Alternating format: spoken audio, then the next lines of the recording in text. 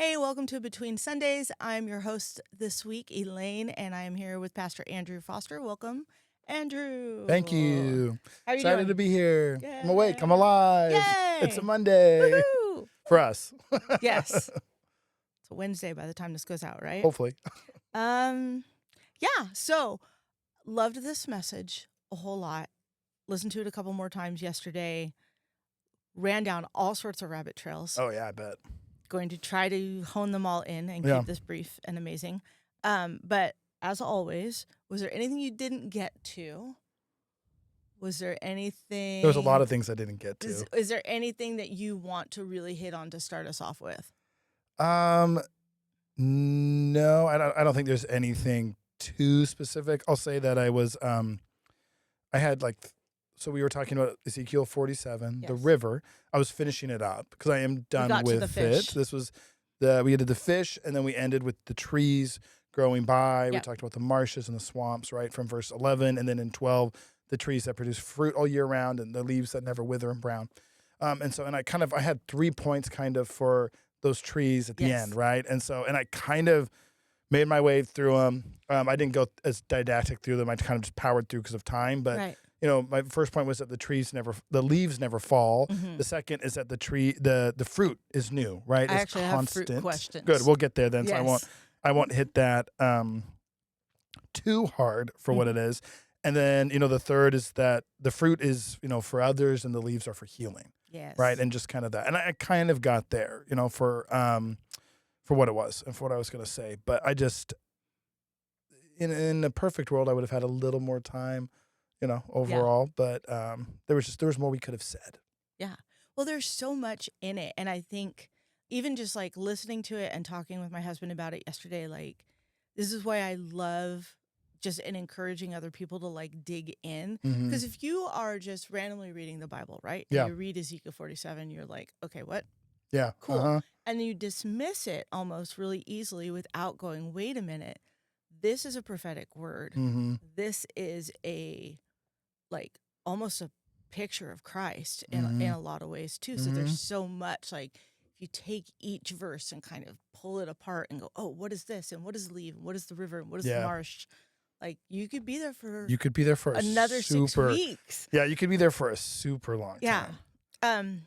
But yeah, so digging into it, again, so many little trails. Yeah. Real life imagery. The temple is where the river begins, and this is just okay. This is like the trail. What are the trails I went down? In real life, the Jordan is the river, and that flows into the Dead Sea, and it comes off the runoff of Mount Hermon, which is constantly snow capped, which is interesting in the Middle East. It's weird for me. Yeah. So I just loved seeing that because it's the constant runoff. So it does literally start as a trickle. It's just a small amount into the river. Yeah, because when we're reading it, a lot of commentators, right, say that when the water starts flowing from the temple in Ezekiel 47, it's like a trickle or just a drip. Yes. Right? It's just a very small amount of water that's slowly moving out from underneath. And we see that and we look at living here in Oregon, I think of Multnomah Falls. Yeah. And it's like, where's it coming? Well, it's coming from snow caps. Yeah. And it's literally and it was like, oh, okay, God. I love the actual imagery that we kind of plug into it. But you talked about surrender being that trickle. Yeah. And just being the little okay. Yeah. Here we come at the time. Yeah. I probably spent longer on review than I should have, but just for the sake of when we're doing something over a few weeks, right? Yeah. It's just that, like in that first week where we really hit it, that surrender, that from the altar, right? The trickle starts from the altar, which is a place of surrender. Yeah. It's when you're coming before the Lord, when you're laying things down before the Lord, right? And that trickle, the presence of God, right? Your ability to follow the river always comes from your place of surrender, right? And so I heard someone say, and I'm quoted, I can't remember who it was off the top of my head, but that the size of your river is determined by the level of your surrender. Yeah. Right? And so when you're willing to surrender, when you're willing to lay it down, when you're willing to go to the altar and basically say, okay, Lord, not my will, but yours be done. I'm going to lay something down before you. Then that's when it begins to flow, right? That's when the presence of God begins to come out, trickle. Yeah. And I love it. It's the further it goes, the deeper it goes too. And we talked about that. But I also love the part where he constantly is like, hey, do you see? the pay attention coming from the Yeah. Lord. Uh-huh. And it just reminded me, he's always doing something. He always wants to show us stuff. Uh-huh. And you were talking about being ankle deep, and it's like, okay, we've got a little bit of surrender, Uh-huh. but you can't move down the river when you're in the ankle deep. Yeah. But you have to get in. Yeah. You gotta because get the river in. is always moving. Uh-huh. God is always moving. And you can, when you're ankle deep, you can only look so far down. Yeah. And then it kind of stops. And if you really want to see what he's doing and partner with what he's doing, yeah, you gotta be in. Yeah, you got to get in. Yeah, no, I like how the watcher, the guy in his vision, is constantly telling him, "Do you see? Like, are you paying attention?" Yeah. Right, and so it holds the idea that God is always doing something. Are we watching? Because what's happening with the river is miraculous, right? It's a miraculous thing. The water is coming out from the temple, right? So it's purely a supernatural force, right? It's coming out from somewhere that isn't possible, right? And as it flows out and it's just going out from the temple, the question is, are you paying attention? Are you watching not only where the river's going, but what it's doing? Yeah. Right? The trees that are growing on, the sides, the fish that are coming in, the new life that's being released. It's that there's something happening, but what level of attention are you choosing to give it? Yeah. Right? Well, what level of attention do I choose to give the Lord? Yeah. In my own life. Yeah. And that's what I was just, it's like we want to be in, and what do we say? We co-labor with the Lord. Yeah. It's like you have to be in it, and it's only, and it was kind of like, we were talking about it. It was like, oh, it's like a lazy river. And it's not lazy at all, right? Because you're not just like, what? And we Sometimes you are. There's a surrender of whatever, Lord, but also like be attentive as you're flowing down this river with the Lord. Like, what is happening? It was just very, very cool. And the idea of surrendering our stuff is like, we want things to come to life, and the river is life. So it's like literally throwing our stuff in the water. Yeah. Not just being like, okay, here, Lord, but literally just It makes that statement, right, in one of the verses, because he says, have you been watching, right, is what he asks them. Yeah. And he goes, when I returned, in verse 7, I was surprised by the sight of many trees growing on both sides of the river. Then he said to me, the river flows east through the desert into the valley of the Dead Sea, right? And he basically is just describing to him. And he goes, the waters of the stream will make the salty waters of the Dead Sea fresh and pure, right? Fish will abound. And then at the end of verse 9, it goes, life will flourish wherever the water flows. Yes. Wherever. And it's will, too. It's this little statement that's so powerful that wherever the river of God goes, wherever the presence of God goes, right, their life will flourish. And that's the other thing too. It's not just that life will happen, life will flourish, which is an idea of abundance. It's an idea of above and beyond. It's not the idea of life will scrape by wherever the river goes, but wherever God is going, wherever the river goes, flourishing will happen. Yeah. And and you kind of touched on this, and I felt like you had a moment, a thought when you were talking about that. You were saying it will become fresh. So what am I speaking? And you kind of like got this smirk, and I was like, oh, he just had a clarity moment there. But like, what am I speaking? What am I speaking life over? What's going into the river? Am I declaring life? You said. Am I declaring life, right? Yeah. We talk a lot about the power of your words, right, around here, right? That life and death is in the power of the tongue, right, as the Bible says. Yeah. And I think that since that promises that it will flourish, right? If I'm not seeing something flourish in my life, then I would challenge myself in asking, is something not flourishing because I haven't put it near the river? Is it not where it should be? Yeah. Right, for it? Or is it not flourishing yet because the river hasn't, maybe God there hasn't come there yet. And so then do I need to ask myself, okay, I need to take it in, but also it's so easy for us to speak by what we see in the natural. Right? Yeah. It is so easy for me to see something and go, oh, that is dead. Right? This is not going to happen. There's that no relationship is over. There is no hope. My finances are never going to change. It is so easy, right, to speak things out according to what I see around me. But the fascinating thing about this is that it shows us that wherever the river of God goes, right, this river represents the presence of God. It's the power of God, right? It's a supernatural occurrence, for what it is, where it's going. Wherever the river goes, right, life is released, life will flourish, right? So that means where God goes, life cannot help but abound. Right. It can't help but happen. So when I'm looking at something dead in my life, when I'm struggling with something, I just keep asking myself, all right, am I speaking as though the power of God does not have the ability to change the circumstance? Yeah. right? Am I declaring simply what I understand of the natural, or have I learned that, hey, if I invite the river of God to this place, right? If I am truly the temple for the Holy Spirit, as the Bible says I am, if the same Spirit that rose Christ from the dead is now living in me, right?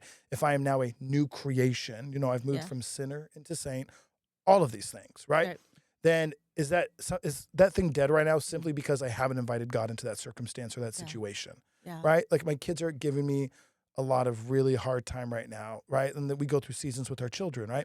Have I invited God into that situation? Yeah. Right. And we talk a lot too, is that as we're watching these things are happening, fruit is never instant, right? It's not instantaneous, right?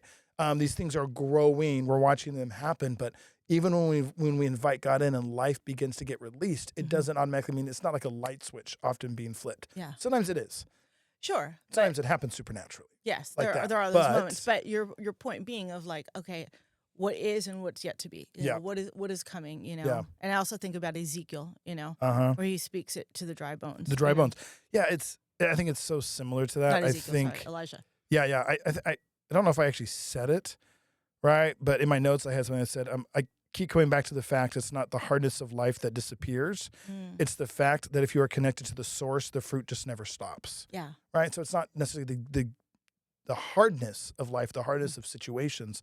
It's that because I'm connected to Jesus, fruit naturally occurs in my life. And in Ezekiel 47, when we're seeing this whole thing, I think I just keep asking myself the question, okay, if I have a dead area in my life or an area that I feel like there's no hope, or I don't know what the promises of God are in it, I need to take it to the river. I need to take it to his presence. I need to take it to him. I need to surrender it too. Because that's the other aspect of the picture, is that the water starts flowing right from the temple, right? It goes starts right at the altar, essentially. So the altar is the place of sacrifice. So oftentimes those things that haven't seen the river yet, haven't seen life released yet, are things I've not placed upon the altar yet. Yes. And so when I place them on the altar, when I truly give them to the Lord and allow him to have his way with them, then life is released into them. It reminds me of like when you have a little kid and you get those little boats and you got to like place it in the water and then just let it go. Let it go. Let it go. But we can put it in kind of water, and that gets us to the marshes, which was just, Jason was sitting there, and he's like Googling marshes as you're talking, just kind of looking into these things. Yeah. But, so we're talking about the Outer Banks, and like there's water there, right? And so we were like, okay, how do the marshes sustain water? Because they're still wetlands for the most part. Yeah, they are wetlands. Yep. So, but it's old and stagnant. A stagnant and water. So it's like, okay, so there's tides. And so it's like, okay, they rise and flow. So tides, they'll get that little sprinkle to kind of keep them wet. Yep. And you were talking about this, and it reminded me of like lukewarm Christians, right? Where it's like they get the little sprinkle, and you talked about like, oh, I'm here, I'm doing the thing, but I'm not actually in it. Yep. I'm not over actually here, in it. Yeah. but I'm still technically connected. Yep. But really in a half-dead manner. Yeah. I mean, it's the stagnation, right? Like you're saying, right? That's the big thing about with marshes and swamps, is that the water has become stagnant in them. So the water is not flowing, which means there are no new things that are coming in. Right? Though they have received water before, but they are, for the most part, holding them, right? And keeping them.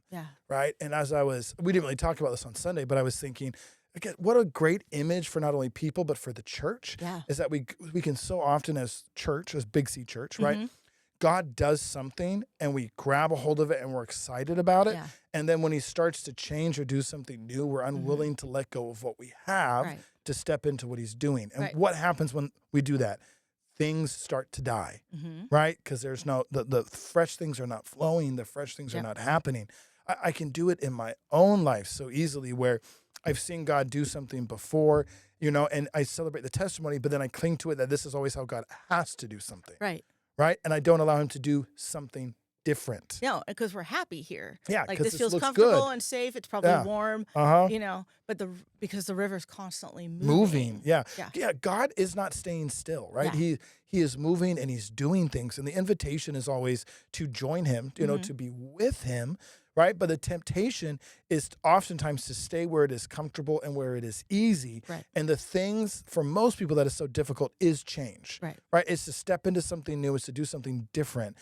Because, people love to quote the verse, right? When God says, behold, I am doing a new thing, sure. right? We're like, yes, he's going to do a new thing in my life. But new things require something of you. It means you cannot stay in the same place you were. You cannot believe how you have believed, and you have to live differently than you've lived before. Right. Even when we teach people about the prophetic year and how God speaks, right?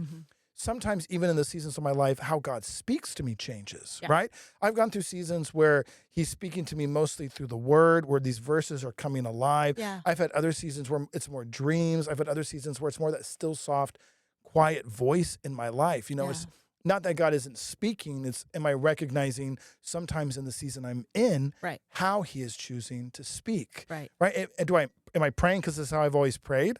Yeah. Or am I partnering with him to pray how he is asking me to pray in this season? Yeah. No, I was actually just talking about this at Life School the other day, because there was someone who was saying, like, we're trying to make this decision, but the Lord's always very clear, and I just haven't heard anything yet. Yeah. And I said, could it be that he's trying to teach you a new way to hear his voice in that? And they were like, oh, you know, it may be, but it was this great moment. But you know, going back to, okay, so the marsh, and we were talking about, like, yes, there's water, but it's not producing life. Yeah. And it reminded me of, John 15:5, where he says, I'm the vine and you are the branches. Yeah.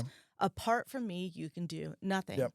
And so we're in these marsh areas, and it's like if you cut off a branch and you kind of toss it to the side, it does, but it doesn't do it immediately. Yeah. No, yeah. It can still have some fruit on it, and it's like this slow withering. Well, it shrivels because it loses water. Yes, exactly. But it's like how often do we see this happen in people's lives, even where they're like, okay, I'm over here, I'm still connected, but it's like they stop producing fruit. Yeah, you're connected. I think I said it, but it's more of they're connected by geography, right? But they're not truly connected to the source. Because the marsh, according to when you read in Ezekiel 47, and the swamps are right next to the river. Excuse me, they're right next to the river, but they're not connected to the river. Right. And so they're right there on the edge.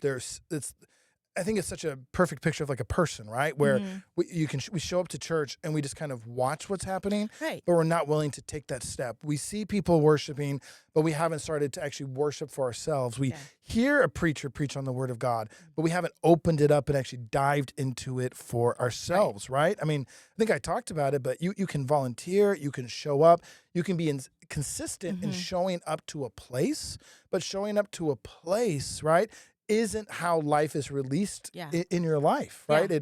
You get life, you get the fullness of joy, you get who the Lord is when you connect to him, when you fully surrender to him, when you allow the river to be the thing that takes you and carries you. And a lot of us cut ourselves off from it. Yeah, no, absolutely. And I was kind of reading it and just having a conversation with the Lord about it, and it was just like, here's your swamp again. It's like, I'm here, but it's not full surrender, like you said. And I wrote this down. It says it's not dramatic rebellion. It's just quiet disconnection. Yeah, you know, 100%. Like, it's a good way to say it.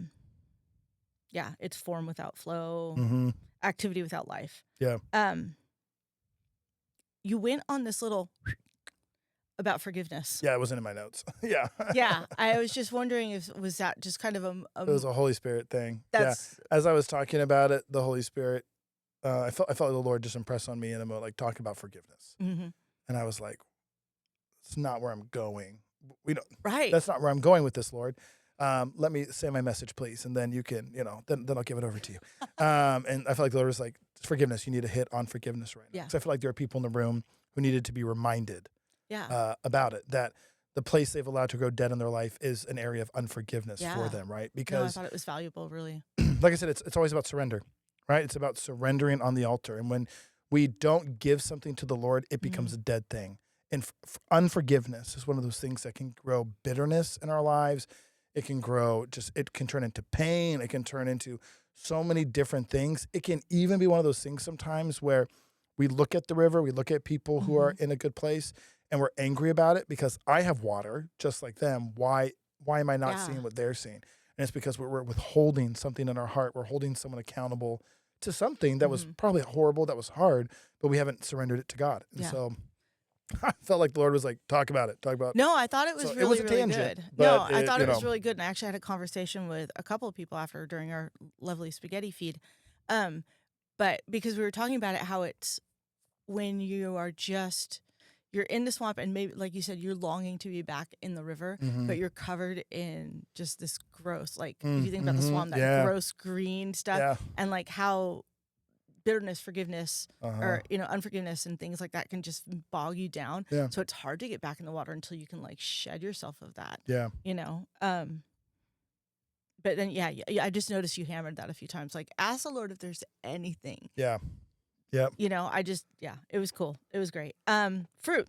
Let's talk about fruit. Yeah, talk about fruit. The reason a tree produces fruit every single month is not because the tree is exceptional. It's because the source is continuous. Yeah. And I think it's super interesting too. So coming off the marsh where they're right there along the edge, but they're not connected, and then the trees have grown roots that are deeply connected. Yeah.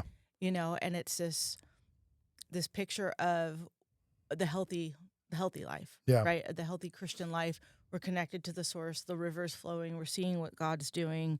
But the fruit Ezekiel just saw wasn't provision. It's transformation of character because of just what he's going into. So, I don't even know. What's your question? I know. I was just like, what is my question? I'll make one statement. Okay. And then you can, if you got a question for me, you can ask it. I think, and we said it too, but I think it is important to note, right, that that the fruit that is produced, that how the trees react has nothing to do with it being seasonal. Yeah. And I think that is just such an incredible thing because we deal with everything in seasons, right? And Ecclesiastes talk about it, right? A season for mourning, a season for laughing, all these different things, that how in our life we're constantly in different seasons. And that's just part of it is. We know seasons here in Oregon, summer, winter, fall, spring. We see most of the gambit of them, right? Right. And so the question here when I read this is that there is no seasonal thing with what the trees are producing.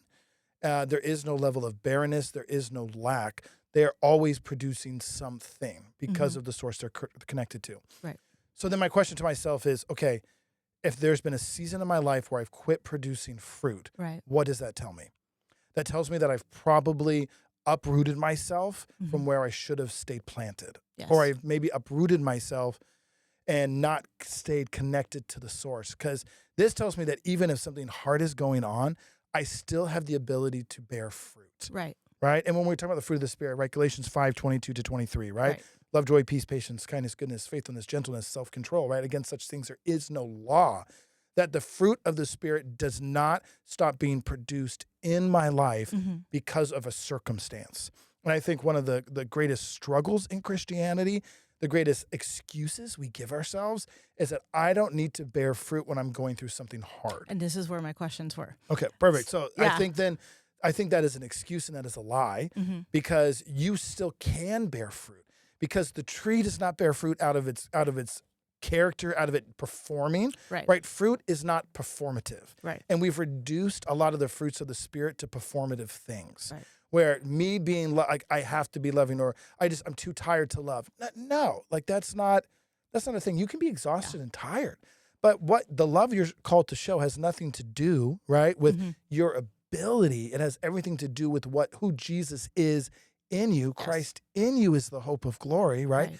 And what you can do for him. And so I think we can challenge ourselves that if I am in a place right now where I'm feeling a lack of fruit, I would ask myself, am I connecting to the source as I'm supposed to be connecting? Right. And I think that's the thing too is, right, there's almost, like we have the fruits of the Spirit, right, which are a production of being connected with the Lord on a consistent basis. That is the fruit that is every season. And then there's the question, and I guess it's the question of what is the difference between the fruit of the seasons of my life and what the Lord is walking me through. Like you'll hear people like, I'm in a winter season, or like I went through a season a couple of years ago where I was talking to the Lord about fall. It was in fall, talking about the Lord, and the Lord goes, this is a season of dying. And it was like, oh, and it was dying to myself about certain things that I was hanging on to and the control of hanging on to that. So was there still fruit production? And how do we balance that whole situation? And how do we sit with the Lord and differentiate? What does this look like? Because you're taking me through this assignment or this calling in my life right now. But also, Bruce.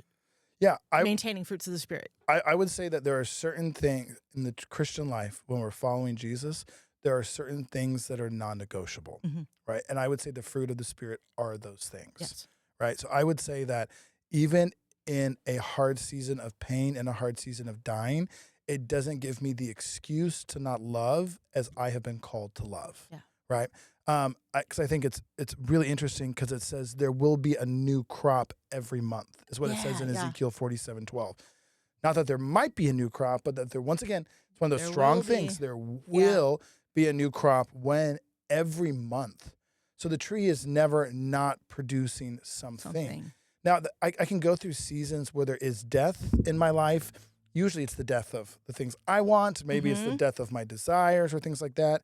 I can even go through seasons of really extreme sacrifice where I'm giving up a lot, right, in order to serve the Lord and be faithful. But and maybe I'm pruning a ton too in those seasons. I'm cutting things off. I'm pruning things. But once again, that does not stop me from having access to the fruit, right? Because once again, the fruit is not something, right, that I am producing out of my own desire, my own hard work, right? The fruit is not performative in any way. Because of the Holy Spirit in me, these things naturally go, right? And we always talk about it too. That the fruit of the Spirit in Galatians 5:22-23. We talked about it a few weeks ago, but I'll say it again, is that word for fruit, right? It's not plural.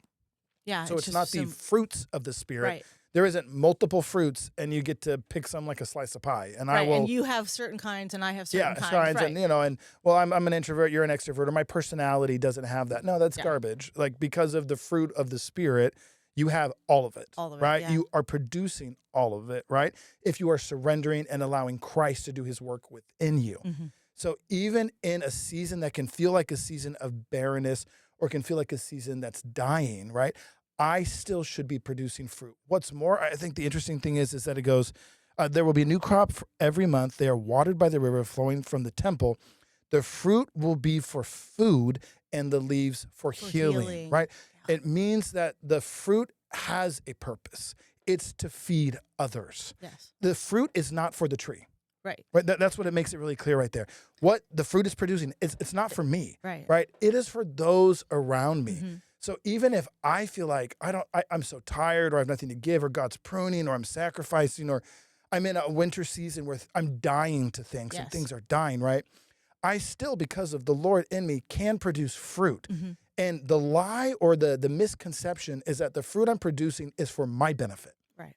No. Like the fruit I'm producing is for those around me. It's to reach the lost. It's to love on the broken. It's to help the hurting. It's to bring peace into situations where there is no peace. If I merely see the fruit as something for my benefit, right, then what I'm doing is I'm not only going to give myself the excuses for why I don't need it at times, but if I see it for my benefit, I'm going to withhold it from those I'm meant to give it to. And that is the people around me. And then the leaves are used for healing. Yeah, I love that. Yeah. Yeah, there's so much, there's just a beautiful image that not only do the trees give food, right, but they heal. They heal things that are broken. They heal things that are destitute.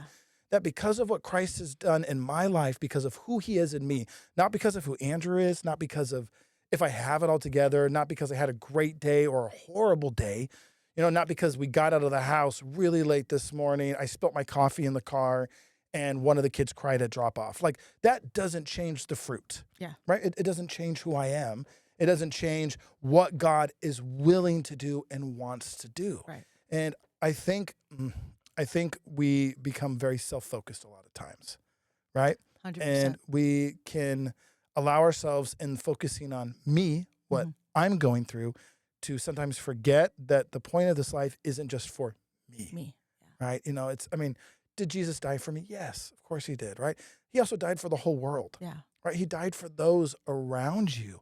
Don't be so lost and consumed by your personal season that you quit producing what God has called you to produce in every season. Final question, but it could be long. So is there anything in this entire series, this sermon, that you didn't want people to miss, that you're worried that people might miss? I think we kind of hit it up a little bit, but I really think it's just important to ask ourselves the question, right?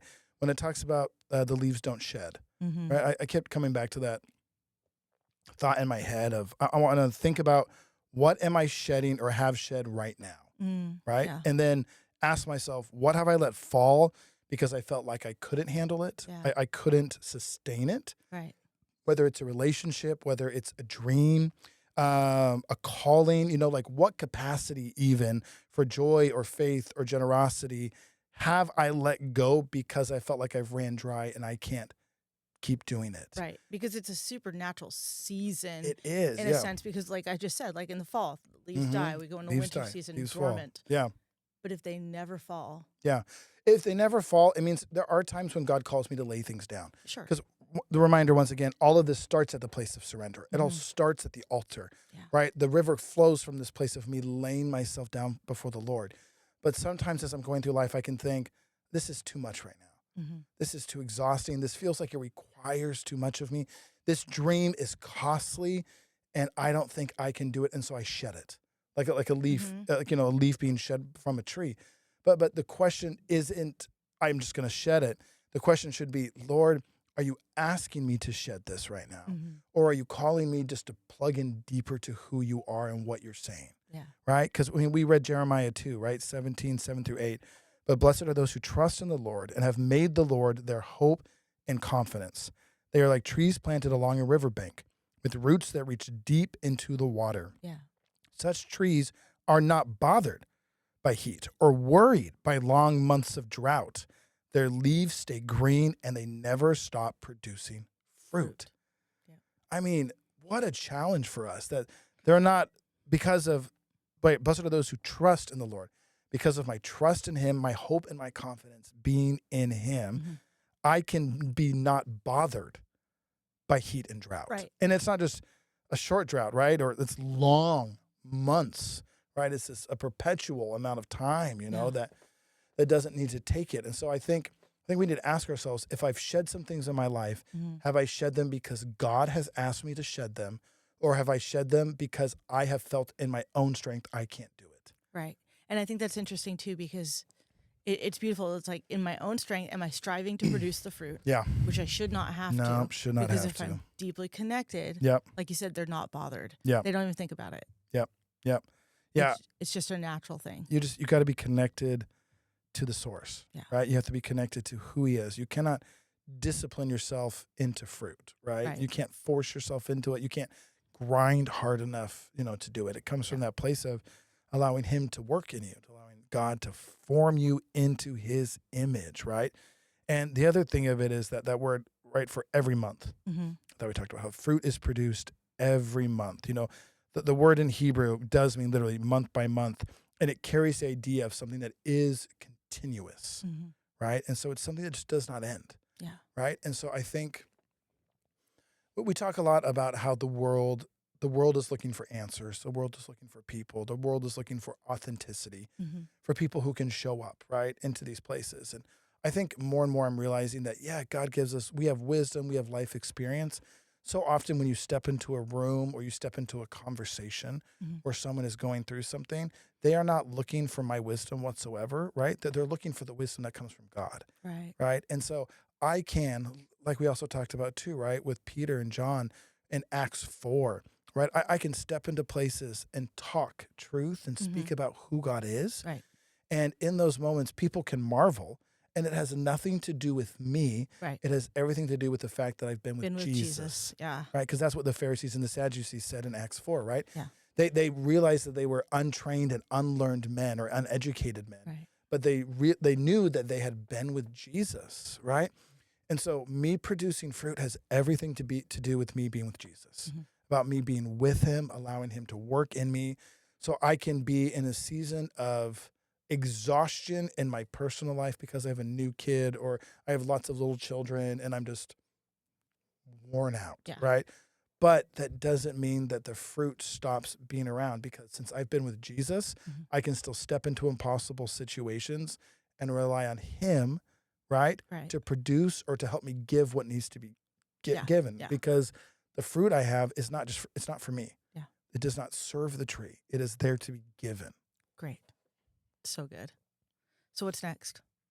There's a couple different things. I don't know. Well, we'll see. I got a couple different things mulling over in my brain. So I only have 2 weeks, right? Because you're preaching in 3 weeks. I am. Right? And then John Carney's here in the week after you. I'm so glad I'm going before John Carney and not after. I just want to say that. Yeah, it'll be great. It'll be good. But so for 2 weeks, I'm not going to start anything. Okay. I always say I'm going to do a standalone.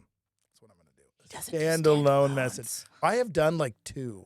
I spent only 2 weeks on perseverance. That was skill. Was that standalone? I don't know if I called it a stand alone, a stand twice. I can do that then. I can do a stand twice. I'll take that. I'll do that. Yeah. 2 week special. 2 week special. Thank you so much for being with us. You can catch our podcast on most major platforms, and we will see you next week. God bless. See ya.